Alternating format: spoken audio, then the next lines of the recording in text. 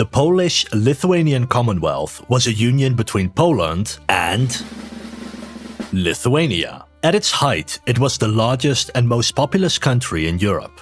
It was a continental superpower. So let's look at the rise and fall of the Polish-Lithuanian Commonwealth. And in order to do that, we first need to talk about Poland and Lithuania before the Commonwealth. Chapter 1. The Kingdom of Poland. The Polish people are Slavic and migrated to Europe as part of a greater Slavic migration to Europe during the first millennium. They settled along the Warta River, and from there the population increased until they settled most of modern-day Poland and western Belarus. These Polish tribes were eventually unified into a single kingdom in the 10th century. And through ups and downs, Poland grew to become a regional power in Eastern Europe. But this power had a big problem, because Poland is located on the European plains. This is a very large, but also very flat region of Europe, starting in modern-day Germany and extending into Russia. And a flat region makes it easier for armies to march across. And as a result, Poland could be attacked from any side at any time with ease. There were no mountains to block their routes, very few major rivers, and only the Baltic coast to the north provided any protection. In fact, Poland had been conquered many times throughout its history, ranging from Attila the Hun to the invasions of World War II. And in order to defend such a large open territory, it wasn't possible to just build forts everywhere. That would be way too expensive. Instead, Poland decided to create a mobile defense by focusing on cavalry. Because plains are perfect for horses to graze on, it meant Poland was able to develop one of the best cavalries in human history with all the horses they owned. That cavalry could quickly intercept enemy forces marching into their territory. And that cavalry could be used to attack their neighbors in turn, because it was easy to march into Poland, but it was also easy to march out of Polish lands and into someone else's lands. With Poland eventually conquering all of this territory that you see on screen right now by the 14th century, the Polish cavalry would remain instrumental in this conquest and its defense all the way up to the 20th century. But this also causes a problem. If it's easy to march across Poland with cavalry, and you need someone to command your cavalry, then those commanders can turn against the king. But at the same time, if the king commanded the cavalry himself from his capital, then travel times are too long and he wouldn't be able to deploy them anywhere on time. And as a result, the kings of Poland were forced to work together with the nobility and give them what they wanted, or else that nobility would turn the Polish army against his king. This caused Poland to create a semi-democratic system, with the king having a parliament called the Sejm. In it, prominent nobles were elected to parliament and ruled Poland along with the king, enacting new laws and making sure their voices were heard. While countries like France became absolute monarchies, where the king could do whatever they wanted, the kings of Poland had to get approval from their nobility in parliament. Chapter 2. The Grand Duchy of Lithuania. Next, we are going to look at the Lithuanian part of the Polish-Lithuanian Commonwealth. Lithuania was in many ways similar to Poland. Living on the European plain, they could be attacked from any direction at any time, just like Poland. But instead of building up a cavalry to defend themselves, Lithuania's solution to this problem was to simply conquer as much territory as possible. After all, your enemies can't conquer you if you conquer your enemies first. And the more land they conquered, the longer it would take for enemy armies to march all the way into Lithuanian territory and reach the regions and people they actually cared about, the Lithuanians. And as you can see on the map right now, by the 14th century, Lithuania was much larger than it is today. But you will also notice that to the east of Lithuania is Poland. And in the 13th century, the two countries forged an alliance by marrying their royal families to each other. This provided both Poland and Lithuania with at least one border they did not need to worry about. Sometimes they would even support each other in wars in order to keep that one border secure from foreign empires. Because having at least one ally that they could count on reliably meant that they could focus on defenses elsewhere. As a result, this alliance was incredibly beneficial for both sides, and the two ruling families continued to marry one another in order to maintain that alliance by marriage for centuries. This alliance was made permanent in 1385. In that year, the King of Poland died. However, he did not have a son to rule the kingdom after him, but he did have two daughters. And out of the two daughters, Jadwiga became queen after a succession crisis. She then offered to marry the Grand Duke of Lithuania. That would mean that if they had children, then that child would inherit both the title of King of Poland and the title of Grand Duchy of Lithuania. One ruler, two countries. And a ruler would never invade himself, and so Poland and Lithuania would never have to worry about going to war with each other.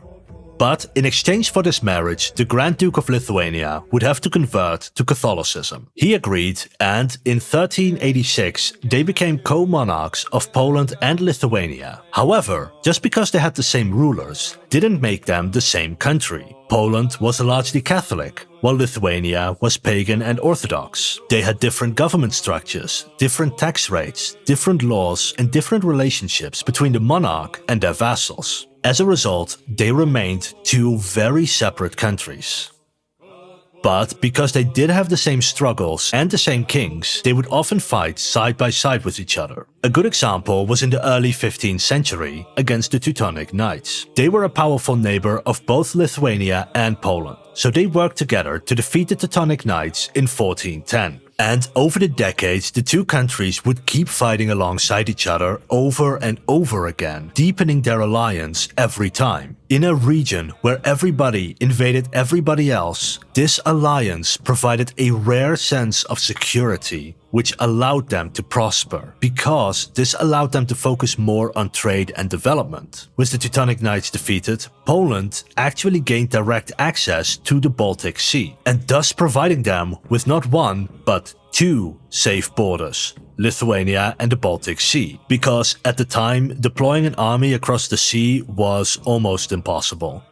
This sea access also provided them with new trade routes going from the Baltic Sea to the North Sea and all of Western and Northern Europe. With so many rivers in Poland and Lithuania, it became possible for a ship to take cargo upriver, transport it downriver to the seas, and then go up another river in Europe, such as the Rhine, and trade with the Dutch, the French, or the Germans. And so trade began to increase. Poland sold mostly industrial goods, while Lithuania sold a lot of raw materials, like timber, wool, and grain, while buying steel and steel-based goods from other countries. Over the course of the 15th and early 16th centuries, the centers of trade along the rivers expanded from villages into towns into cities. The nobles who collected taxes on this trade grew rich and powerful, and with most trade going westward towards Western Europe, Lithuania also began adopting more Western customs. Catholicism became more popular, and Lithuania eventually adopted their own system of a parliament with a Council of Lords.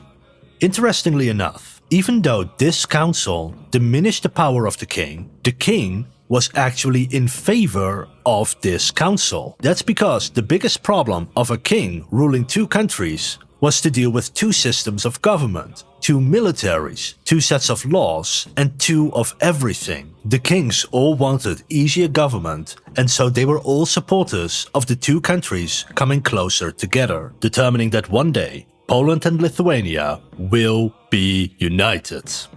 However, the wealthier they became, the more other states wanted to have their own access to the Baltic Sea and take that wealth for themselves. And in 1547, a new power rose towards the east, the Tsardom of Russia. And that Russian Tsar wanted to connect his own territory to the Baltic Sea. And so, Russia prepared for war. And in 1558, they launched an invasion of Lithuania in order to get a piece of territory called Livonia, located right here, which is why this war was called the Livonian War. Russia was quite successful at first, and Poland feared that if Russia defeated Lithuania, they might one day come for Poland. And could you imagine that? A Russian invasion of Poland? And so, Poland decided to fight alongside Lithuania for many, many long years. The war lasted so long, in fact, that the king, called Sigismund II, was growing old. And that was a problem, because Sigismund didn't have any children who could inherit his thrones.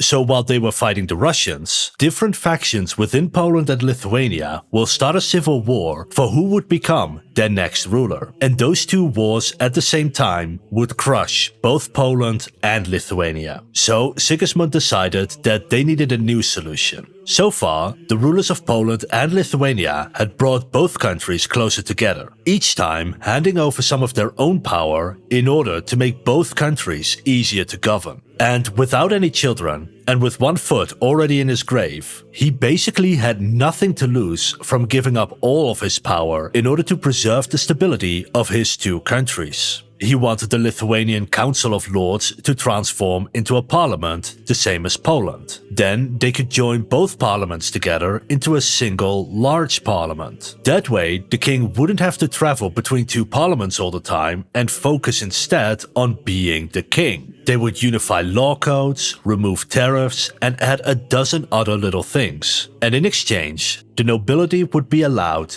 to elect their next king. So instead of conducting a military campaign, they would instead conduct an election campaign. Chapter 3. The creation of the Polish-Lithuanian Commonwealth.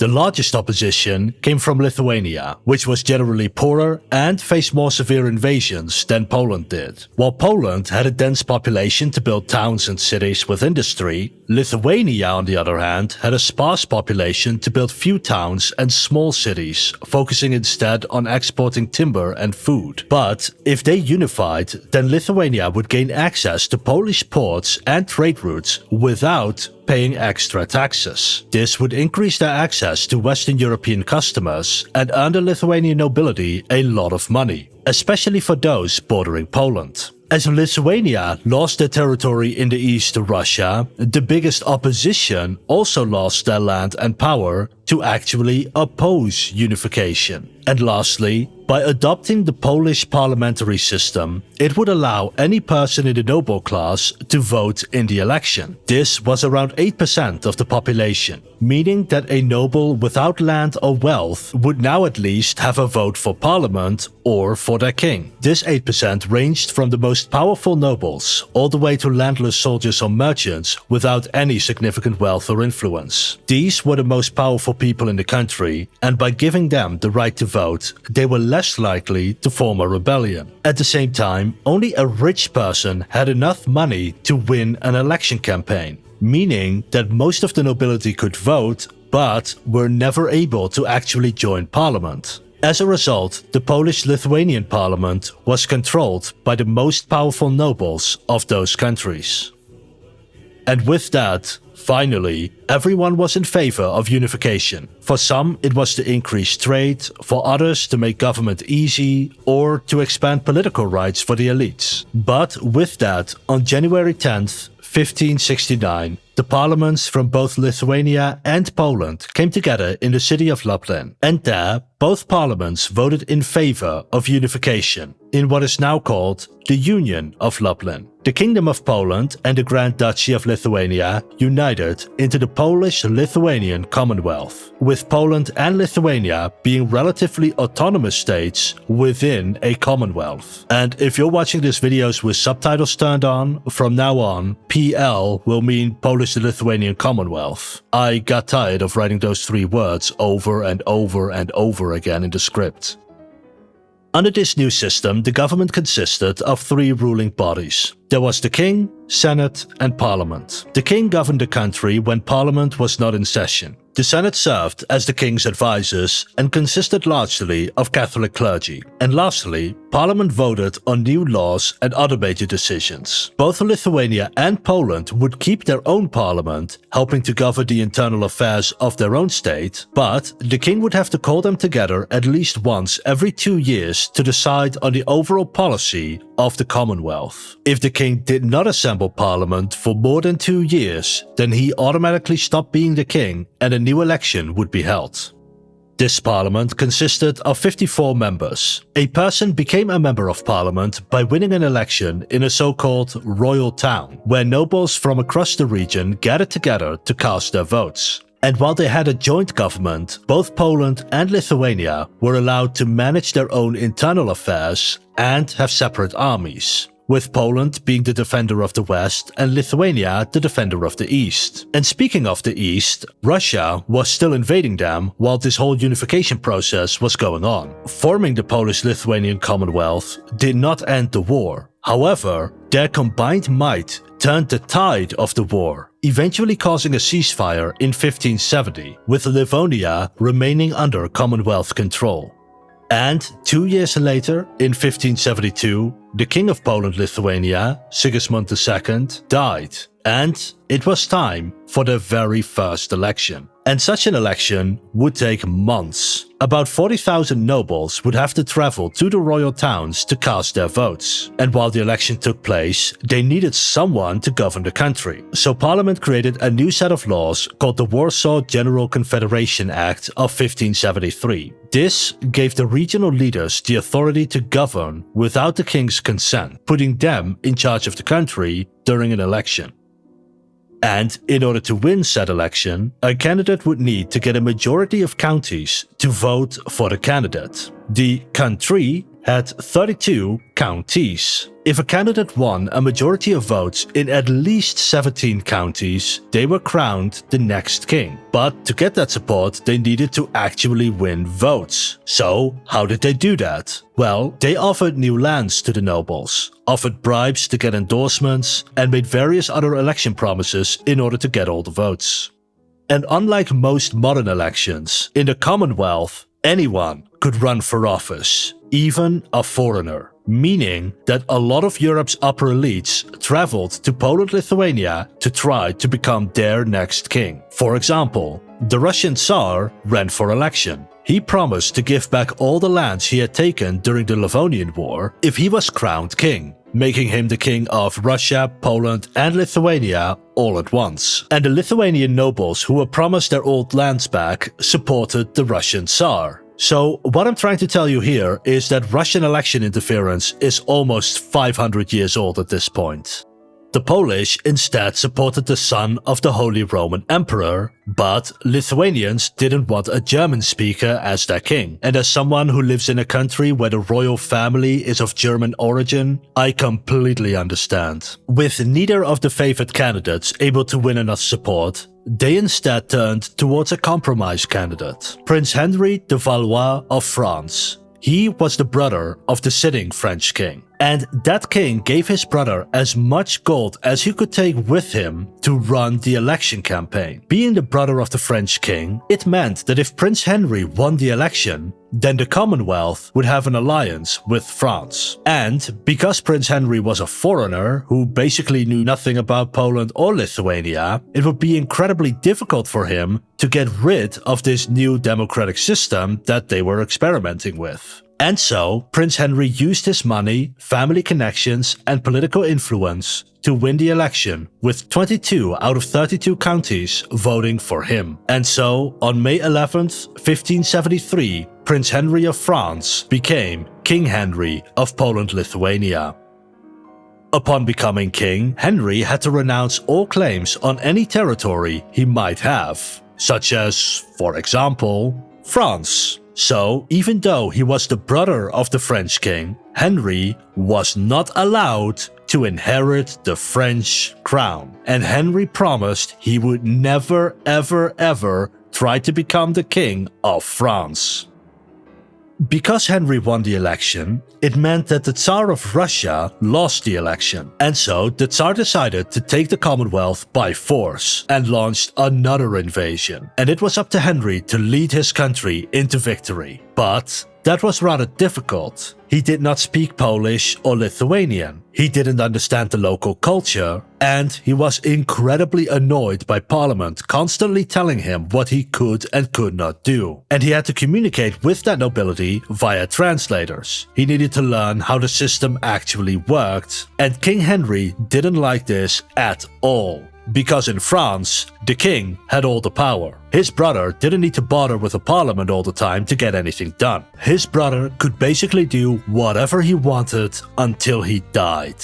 But that death came a lot sooner than expected, in 1574, just 1 year after Henry was elected the King of the Commonwealth. The French king didn't have any sons, so there was no clear successor, and as a result, France would almost certainly erupt in civil war, and the only person with a good claim on the throne was Henry himself. But remember, he renounced his claim on France when he became king, and he would never ever try to go back to claim his brother's throne. Well, okay, sure, Henry did ask Parliament for permission to go to France. Perhaps they changed their mind and they could create a French, Polish-Lithuanian Commonwealth. But in between France and the Commonwealth was the Holy Roman Empire. So Henry would have to travel back and forth all the time between these two regions, making governance incredibly difficult. And remember, the whole point of unification was so they wouldn't have to deal with one king ruling two countries. And so, Parliament denied his request. King Henry was of course very upset, and to make himself feel better, he decided to go on a hunting trip. On that hunting trip, he invited all the Frenchmen who came with him to Poland-Lithuania. However, no Poles or Lithuanians were allowed. And as soon as they were out of sight from the royal castle, they rode as fast as they could to France. King Henry abandoned the Polish-Lithuanian crown in order to claim the French crown. Eventually, of course, Parliament realized the king wasn't coming back. Then they got a report that King Henry was all the way in France, and they realized their king had run away after just 1 year of being in charge. To make a long story short, he succeeded and became King Henry IV of France, and Poland-Lithuania needed to elect a new king. Chapter 4. Becoming a European superpower. A year later, in 1575, they did not elect a king, but a queen, called Princess Anna Jagiellon. She was the sister of King Sigismund II and the last in her dynasty. That meant that she was both Polish and wouldn't inherit any kingdom from her family. Anna didn't have enough support at first. However, most of her opponents were men, and Anna was single and ready to mingle. So she joined forces with a man called Stefan Batory, a prince from Transylvania. They agreed that if Anna was elected king, then she would marry Stefan, and together they would rule as co-monarchs. Alone, neither of them had enough support, but together they won the election in 1576. They were crowned together and married a few months later. They split their responsibilities, with King Stefan leading the war against Russia, while Queen Anna handling internal affairs. It took King Stefan another 8 years to defeat the Russians. In the peace treaty, the region of Livonia was annexed by Poland-Lithuania, thereby expanding their own influence over the Baltic Sea while removing Russia's influence. And meanwhile, the Queen focused on expanding infrastructure by ordering new roads and bridges in order to connect the Polish and Lithuanian trade networks together, now that they were one country. She also worked together with Parliament to create an independent court system in 1578. Under this system, the local lord could no longer preside over legal matters. Instead, that power came from the hands of judges who made decisions based on a set of laws. Judges were then elected by local communities to prevent powerful lords from assigning their own judges. This system was largely held in place until the end of the Commonwealth. But one thing they worked on together was to create an inclusive society. Because Poland-Lithuania was so large, it also meant it had a large amount of minorities. Orthodox Christians, pagans, Jews, Germans, Czechs, Cossacks, and many more. And if Poland-Lithuania began oppressing all of these groups, then those people would simply start a rebellion. If there are too many rebellions, then Poland-Lithuania will be overwhelmed. So the only way to survive was tolerance. To give a few examples, to prevent religious rebellions, during the war with Russia, King Stefan gave more rights to a group known as the Cossacks. They lived in the south, in modern-day Ukraine. To prevent religious rebellions, they allowed people to practice their own faith, while keeping Catholicism as the official religion. The Jewish population was even allowed to form their own parliament. In fact, to make sure nobody would be oppressed for their beliefs, Poland-Lithuania allowed various forms of political and religious free speech.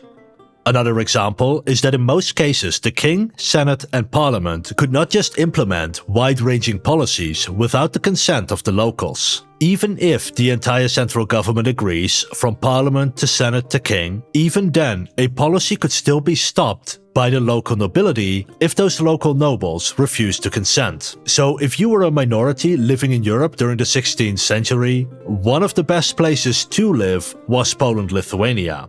And they did all of this because it was the only way to survive. If they didn't work together, then the Holy Roman Empire or Russia might invade. And could you imagine Germans and Russians invading Poland together? So they had to work together or they would be invaded by someone much worse. If they didn't allow freedom of speech, then entire minorities could be persecuted at any time for their beliefs. If they allowed the central government to make decisions without the consent of local nobility, then they would rebel. And if they didn't allow freedom of religion, then they would all tear each other apart in a massive religious war.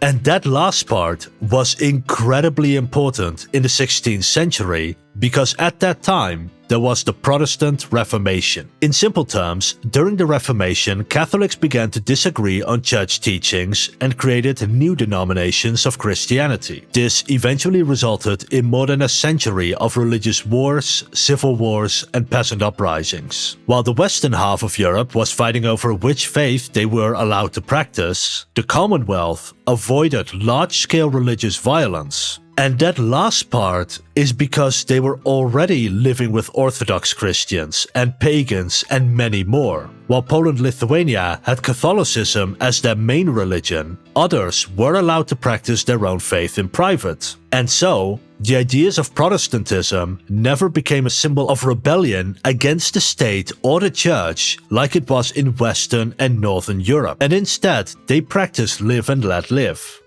And this is important because the rise and fall of the Commonwealth is correlated in large parts to how they treated their minorities. The worse minorities were treated, the more likely they were to rebel. And the more rebellions the Commonwealth faced, the weaker the country became. While being more tolerant meant foreigners were moving in, bringing their knowledge with them and boosting the economy with a new industry and agricultural techniques. And that created an economic boom during the 16th and 17th centuries.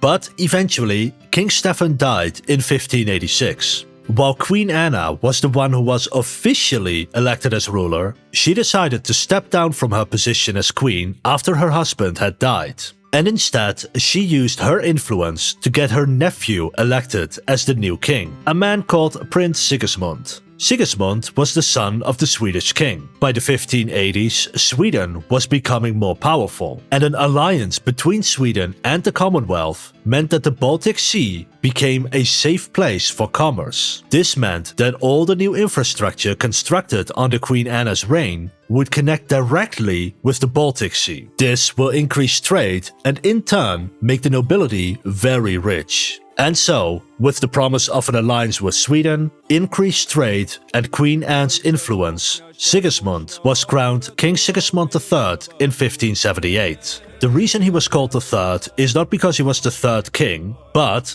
because Poland-Lithuania saw itself as the continuation of both Poland and Lithuania. And there had been two previous kings called Sigismund ruling Poland, and so he simply became Sigismund III. One of Sigismund's greatest objectives for the Commonwealth was the centralization of its government. Centralized countries like the Ottoman Empire had a sultan who would assign the most competent people as governors or generals instead of selecting from among the nobility. The sultan could dictate policies anywhere in his empire, and the sultan could collect taxes directly instead of relying on middlemen. As a result, the sultan was powerful enough to order new networks of roads, bridges, aqueducts, irrigation canals, and police forces. All of this makes trade easier, which in turn meant businesses could sell to more customers. That increased economic growth, which then allowed the Sultan to fund the second most powerful army in the world at the time. After China, of course. For more details, please see our video on the rise and fall of the Ottoman Empire. Over time, other European countries began copying the Ottomans, such as Spain and Portugal, and the centralization of their governments allowed them to create massive colonial empires. France and England started this process later, but by the late 16th century, they were becoming more powerful as well. So, if the Commonwealth was going to keep up with their European counterparts, they would need to centralize their government as well. But this proved to be impossible. Because as we talked about earlier, the thing that kept the Commonwealth together was the idea that the government needed consent of the nobility. And that nobility was not willing to give the king, senate or parliament more money or more power. Because the nobility was afraid they would have to pay more taxes, would have to follow more laws they didn't agree with, or that a government policy might benefit their political rival more than it benefits themselves. And so, in order to hold on to their own personal power, the nobility refused to give the government more power. And as a result, Sigismund failed to centralize Poland-Lithuania. They were unable to build a national road network, build new industries, improve agriculture, or modernize their army. While almost everyone around them was centralizing and becoming stronger, the Commonwealth started being left behind. While at first this was not a big problem, over time Poland-Lithuania would lag farther and farther behind their neighbors, all because they failed to centralize the government.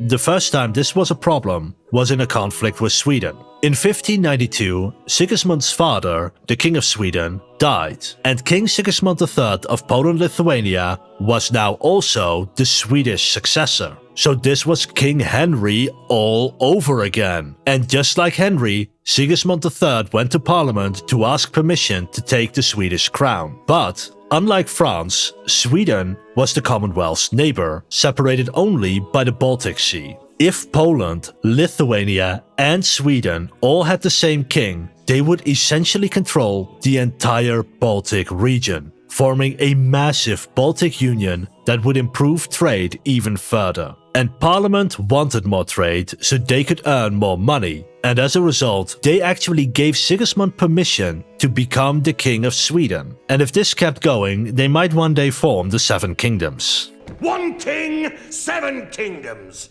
And so, Parliament gave him permission. And hey, if it doesn't work out, then Poland-Lithuania could just elect a king from somewhere else after Sigismund is dead. And so, King Sigismund III was crowned a second time by becoming King of Sweden in 1592. However, there was a small problem with this. Sigismund was a devout Catholic, but Sweden became Protestant. So Sigismund would have to rule over a commonwealth with various religious minorities, and then rule over a Sweden that was mostly non-Catholic. In order for him to actually be crowned king, Sigismund had to promise to never, ever force Catholicism on Sweden. And about 5 seconds after the crown was on his head, he broke his promise and began enacting policies that significantly favored Catholics over Protestants. This caused a rebellion among the Protestant nobility against King Sigismund. And Sigismund, being the king of two countries, decided to take his troops from Poland-Lithuania to fight a religious civil war in Sweden. So instead of bringing more trade like he promised, Sigismund was only bringing more war. A war they lost in 1599. Sigismund was forced to give up the Swedish crown, and the alliance between Poland-Lithuania and Sweden had come to an end. And in the process, creating one of the Commonwealth's worst rivals. Having failed to convert Sweden, Sigismund once again tried to centralize Poland-Lithuania, which caused another rebellion against him between 1606 and 1609. This was actually not uncommon. In fact, most countries that tried to centralize the government went through such a civil war. But in the case of Poland-Lithuania, the civil war had to end when they were once again being invaded by Russia. At first, the war went very well for the Commonwealth. In 1610, they occupied Moscow, and Sigismund tried to install his own son, Vladislav, as the Tsar of Russia. But eventually, Russia formed a resistance led by the Romanov family and pushed the Commonwealth out of Moscow, but not all the way out of Russia. So in 1618, when they finally signed a peace treaty, the Commonwealth annexed a bunch of Russian lands. And with that, Poland-Lithuania was at its greatest extent at approximately 1 million square kilometers, or around 400,000 square miles. Sigismund tried getting back to the problem of centralizing his government, but was once again interrupted by an invasion, this time from the south by the Ottoman Empire, the superpower of Europe at the time. Regardless to say, the Ottoman Empire won just a year later and annexed Moldova. Sigismund then once again tried and once again failed to centralize the government and decided to try invading Sweden again in 1626, which they lost within 3 years and were forced to give up the western half of Livonia to Sweden, as well as allow Swedish troops to collect taxes from their Prussian territories, meaning there were now Swedish armymen collecting taxes within the Commonwealth. And eventually, Sigismund passed away in 1632, having failed to centralize the government, lost Moldova and part of Livonia, but gained much less valuable Russian lands to the east. All in all, Sigismund left the Commonwealth in a weaker state than when he found it. Chapter 5: The Stagnation of the Commonwealth. The next election was a rather quick one, electing a man called Vladislav. Vladislav was the son of King Sigismund III. In fact, he was the Vladislav that Sigismund tried to install as Tsar of Russia, but failed. Vladislav was born and raised in the Commonwealth. He spoke the language, understood the culture, and had been at court for many years. He had influence and could use that influence to win the election and become King Vladislav IV. Vladislav recognized that Poland-Lithuania had squandered a lot of its resources trying to conquer new territory, so he wanted to focus on defending and consolidating the Commonwealth instead. He invested in the construction of fortresses to slow down the enemy army, and invested in a modern and powerful Polish cavalry that could come to the aid of any fortress under attack. But there were still Swedish forces collecting taxes in Vladislav's Prussian territory. And so he began assembling an army right next to these Swedish forces, until one day Sweden was afraid they were going to be attacked. Such a war would be costly, so in order to avoid that, Sweden agreed to pull out their forces from Poland-Lithuania's Prussian territories. However, Sweden might one day come back for them, and they would come from the sea. The Commonwealth had a large coastline, meaning Sweden could threaten a lot of territory. In the 17th century, ships became larger and used cannons. The days of ramming ships was over, but cannons were expensive. So Vladislav wanted to invest a lot of money in a modern navy. However, he was already using all his money to build up a cavalry and fortresses, so he would need to collect more taxes. But his parliament refused any kind of naval reforms that would cost them more money. And without a centralized government, King Vladislav didn't have the authority to raise any new taxes himself. And so the Polish-Lithuanian Navy would lag behind. Where the British and Spanish began building large ocean-going warships, the Commonwealth began lagging behind farther and farther. While the king couldn't raise taxes, the lords could. In the south of the Commonwealth, Polish landlords actually increased taxes more and more in order to increase their own wealth. Eventually, this became so abusive that the local ethnic group, the Cossacks, began to resist their Polish overlords. However, they were never able to start an all-out rebellion on their own, until King Vladislav IV died in 1648. Vladislav IV was unable to protect a minority within his own territory, and by letting this problem go unaddressed, the moment he died, the Cossacks rose up in rebellion, and they did so with the support of the mighty Ottoman Empire. So, shortly after Vladislav died, they were once again at war with Europe's superpower. Because of that war, the next election had to be fast, and they elected Vladislav's brother, a man called John Casimir, becoming King John II. King John was a skilled general and spent the first decade of his reign fighting against the Ottomans. This war turned into a massive quagmire where almost all of Poland-Lithuania's neighbors joined the war at some point. Moldova switched sides, Sweden and Russia invaded, and eventually the Holy Roman Empire and Denmark intervened to end the war in 1657. And this war was a disaster for the Commonwealth.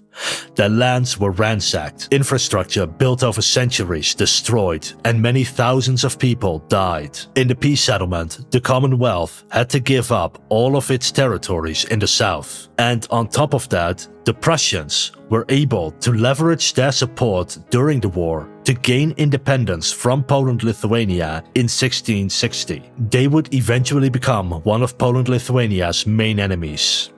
The elites feared that if the Prussians could leave the Commonwealth, then more ethnic groups might follow, and therefore, in order to avoid another rebellion, Parliament decided to finally reform the government with a veto in 1652. With a veto, they were able to block any and all laws put forward by Parliament, and any member of Parliament was allowed to use this veto. And over time, they began using their vetoes more and more to block any and all legislation they did not like. Under the reign of John II, Parliament slowly came to a deadlock, halting reforms that were necessary for Poland-Lithuania's long-term survival, because there was always someone who didn't want to pay taxes, even though it would benefit in the long term. Over time, the Commonwealth invested less and less money into the military, into its economy and infrastructure, because Parliament couldn't pass any new laws. While the problems began under John's rule, it became even worse after his rule.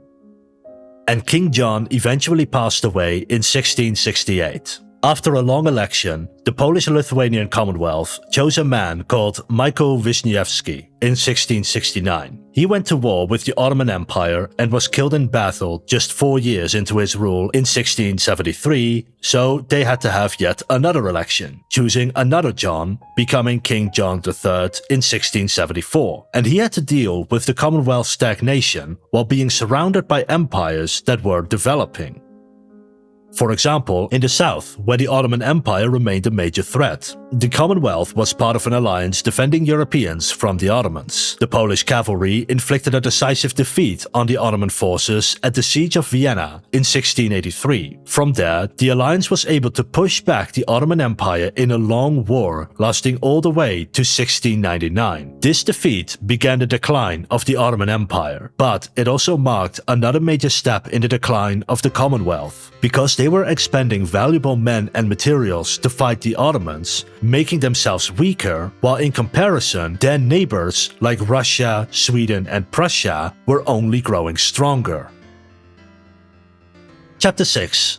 The Decline of the Commonwealth.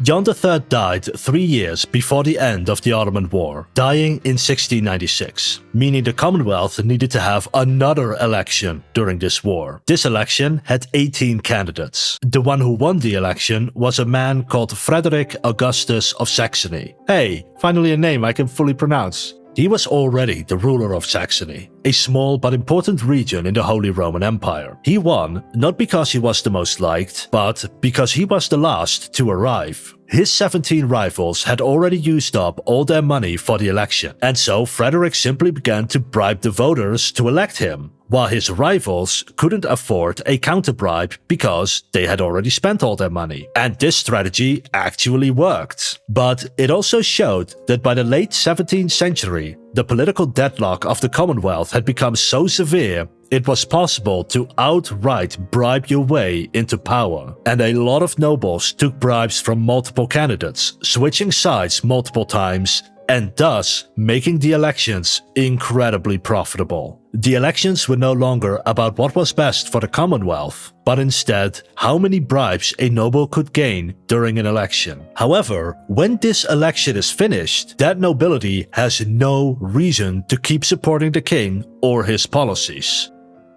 And so, he was crowned Frederick Augustus II in 1697, and his reign started poorly. When the peace treaty with the Ottoman Empire was signed, Poland-Lithuania handed over Kiev and the surrounding region to Russia and handed Hungary to Austria. But Poland-Lithuania gained no new territory themselves. In fact, by the end of the war, the Commonwealth's influence had been diminished across the continent. Internal struggles between nobles caused almost every piece of legislation to be vetoed by at least one member of parliament, meaning the government could not do anything new. No new army, no new navy, no new infrastructure projects, nothing. As a result, their economy began to stagnate, while the other great powers of Europe developed new industry and better agriculture, which allowed them to field stronger and larger armies and establish colonies all over the world. Even Russia had colonized all of Siberia, and as those European colonial empires expanded, they relied more and more on their own colonies for trade, and less on Eastern Europe.